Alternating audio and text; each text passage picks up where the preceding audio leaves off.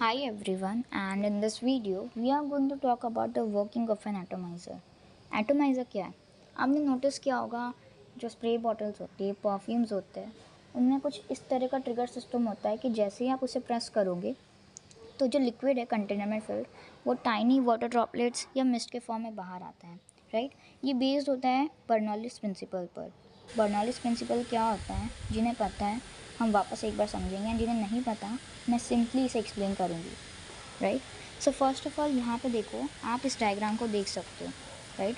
इसको मैंने कुछ लेबल कर रखा है, समझते इस डायग्राम को सबसे पहले, एंड देन ये कैसे काम करता है, क्योंकि ये रिप्रेजेंट तो एटोमाइज़र को ही कर रहा है, राइट। ये सिंपल लेबल डायग्राम है जिसको मैंने बनाया हुआ है। सो फर्स्ट ऑफ ऑल यहाँ पे ये जो रबर बॉल लगा हुआ है, हम क्या करते हैं, इसको प्रेस करते हैं, ठीक है। ये हमारा प्रेसिंग पार्ट होता है, एंड प्रेस करने पर यहाँ पे ये जो नोज़ल लगा हुआ है, ठीक है। अब ये दिखने में बड़ा लग रहा है लेकिन ये एक्चुअली में बहुत छोटा सा होता है, ठीक है। तो जैसे ही मैं इसको प्रेस करूँगी रबर बॉल वाले पार्ट को, तो यहाँ से क्या होगा, ये जो लिक्विड है यहाँ पे कंटेनर में फिर वो बाहर निकलेगा वाटर ड्रॉपलेट्स के फॉर्म में। अब ये हो कैसे रहा है वो देख लेते हैं। सबसे पहले इस सिस्टम को समझ लेते हैं जो कि मैंने ड्रॉ करा है। ये जो रबर बॉल है इसके जस्ट बाजू में, जस्ट बगल में जो एक छोटी सी पतली सी जो है पाइप लगी हुई है, हॉरिजॉन्टल पाइप लगी हुई है, राइट। एंड उसके जस्ट आगे एक और कॉलम लगा हुआ है, ठीक है। एंड देन हमारा जो नोज़ल है वो फाइनली है प्रेजेंट, एंड इस नोज़ल से जस्ट नीचे वर्टिकली जो है एक वर्टिकली जो एक पाइप है, एंड ये पाइप जो है इसके अंदर है, ये कंटेनर के अंदर प्रेजेंट है जिसके अंदर हमारा लिक्विड है, ठीक है। होता क्या है, जैसे ही हम इस रबर बॉल को प्रेस करते हैं तो यहाँ पे क्या होगा ना कुछ एयर होगी पहले के पहले, राइट। जैसे मैंने इसको प्रेस करा तो यहाँ पे अचानक से वैक्यूम क्रिएट हो जाएगा। अब एक हमें ना प्रॉपर्टी या एक चीज़ जो है सिंपल से याद रखनी है, दैट फ्लूइड्स जो होता है, फ्लूइड्स का मतलब कोई भी ऐसी चीज़ जो फ्लो हो, तो फ्लूइड्स में बेसिकली गैसेस भी आते हैं, लिक्विड्स भी आते हैं। गैसेस का मतलब सिर्फ एयर ही नहीं होता है, अदर गैसेस भी आ जाएंगी, ठीक है। तो फ्लूइड्स की प्रॉपर्टी होती है कि किसी भी एरिया से अगर फ्लूइड जो है हाई स्पीड से फ्लो हो रहा है तो वो वहाँ पे जो प्रेशर है वो कम हो जाएगा, एकदम से डिक्रीज़ हो जाएगा।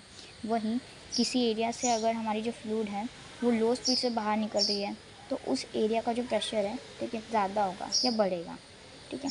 अब जैसे ही मैंने यहाँ पे रबर बॉल को प्रेस करा, यहाँ पे एकदम से वैक्यूम क्रिएट हो गया, एंड ये जो पतली सी पाइप है क्योंकि इसका डायमीटर कम है तो यहाँ से क्या होगा, हवा जो है बहुत स्पीड से बाहर निकलेगी, राइट। ये दूसरा जो कॉलम है वहाँ से भी हवा जो है स्पीड से बाहर निकलेगी, स्पीड से बाहर निकलेगी। लेकिन हो क्या रहा है, स्पीड से बाहर निकलने से पहले हवा जो है डायरेक्टली बाहर नहीं निकलेगी, वो लिक्विड के साथ मिक्स होकर के फिर वाटर ड्रॉपलेट्स के फॉर्म में बाहर निकलेगी। अब यहाँ पे क्या हो रहा है, ये जो कॉलम हम देख रहे हैं जिसके अंदर लिक्विड फील्ड है, इसमें प्रेशर बढ़ता है, ठीक है। और ये जो नोजल वाला पार्ट है जिसमें पहले एयर प्रेजेंट थी, वहाँ पे प्रेशर कम हो रहा है। देखो इससे समझते हैं यहाँ पे हो क्या रहा है, ठीक है। हमें पता है जो एटमॉस्फेरिक प्रेशर होता है, ठीक है, हम पर जो है हमारा इन्वायरमेंट जो है कुछ ना कुछ प्रेशर एक्सर्ट करता है जिसको हम बोलते हैं एटमॉस्फेरिक प्रेशर। तो यहाँ पे क्या होगा, क्योंकि हवा यहाँ से एकदम तेज़ी से बाहर निकलेगी, ठीक है। तो यहाँ पे पहले एयर थी, अब एयर नहीं है यहाँ पे, तो अचानक से यहाँ पे प्रेशर कम होगा, ठीक है।